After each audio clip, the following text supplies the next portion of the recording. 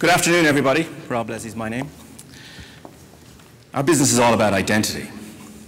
And I'd like you to meet Emily. Emily is an average person. And these are the things that matter to Emily: her family, her home, her health, and her wealth. If you mess with these things, she will be really annoyed. Over the course of her life, she will register with a few hundred, maybe up to a few thousand different websites. And she will drop bits of her identity at every single website that she will go to. Some of the information will be true, some of it will be untrue. The point here is that her identity is absolutely everywhere. The problem for her is, once she's registered in all these places, she's got no way of controlling her identity or managing it. How can she check it? How can she instruct the person who has it to do whatever they need to do with it? There's no way for her to do any of this stuff today. If we flip the problem around and we look at it from the perspective of the organization, the first problem we've had to deal with as a business is, who is this person? Can we successfully authenticate them? We're finally, I think, getting to grips with that. The next one is, can we keep the data secure? We're still struggling with that one. And then the new one that's coming down the path right at us is privacy compliance legislation. And here I'm specifically referring to the right to be forgotten, which will say Emily's identity is hers, and she has the right to do whatever she wants with it. So we're going to think about this for a little bit. We think we've solved it, because what Sedicii does is it proves that two parties know a piece of information without either one of them exposing that information to the other. That means I can keep the data integral to the person who holds it, but still prove that there is knowledge there. It works very simply. I take the piece of information and I hash it. It's encrypting it. And I apply that hash to a randomly generated graph, which creates a second graph. And essentially, that second graph is a unique signature for that person. But it's abstracted data. It doesn't mean anything.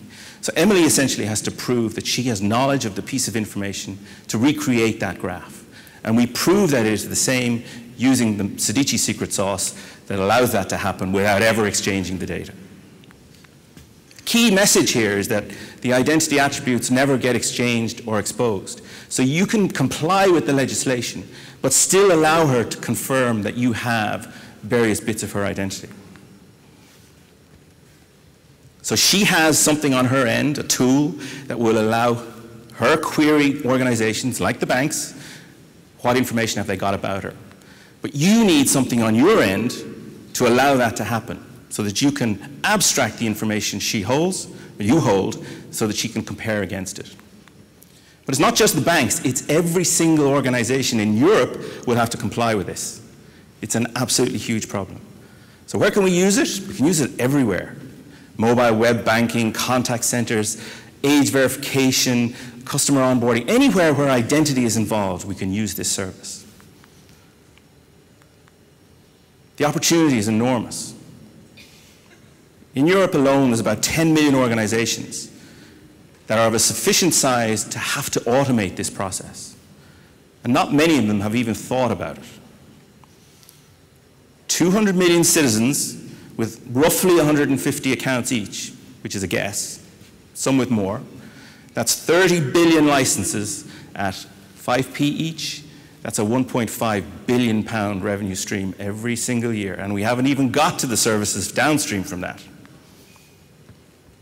We make money in two ways. We sell to enterprises, to businesses, by selling licenses or transactions as a service. We sit in the middle of authentication companies who do identity, password management, all that kind of stuff, and the SSL issuers who are very focused on proving you are who you say you are. Our secret sauce is that we're not exposing the data, so that's a key difference between us and our competitors. Traction. Commercial deals currently happening now with BT, with EY, hopefully very soon with State Farm in the US. Over the last year, we won a bunch of awards. We won the EY Startup Challenge, the BT Infinity Lab last year. We were at TechCrunch Disrupt, and a whole bundle more. We're raising £1 million right now to finish off the next phase of the platform.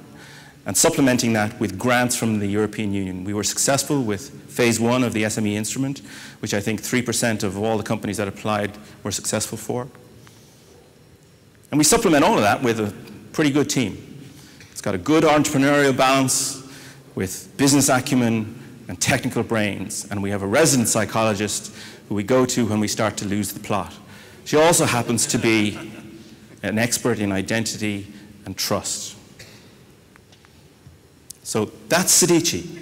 Our business is all about identity, and we would like for the people in the room who are going to be struggling with the right to be forgotten problem to come and have a chat with us, because it is something you cannot avoid. You have to do it, and you need to do it in the most painless way possible. Thank you very much.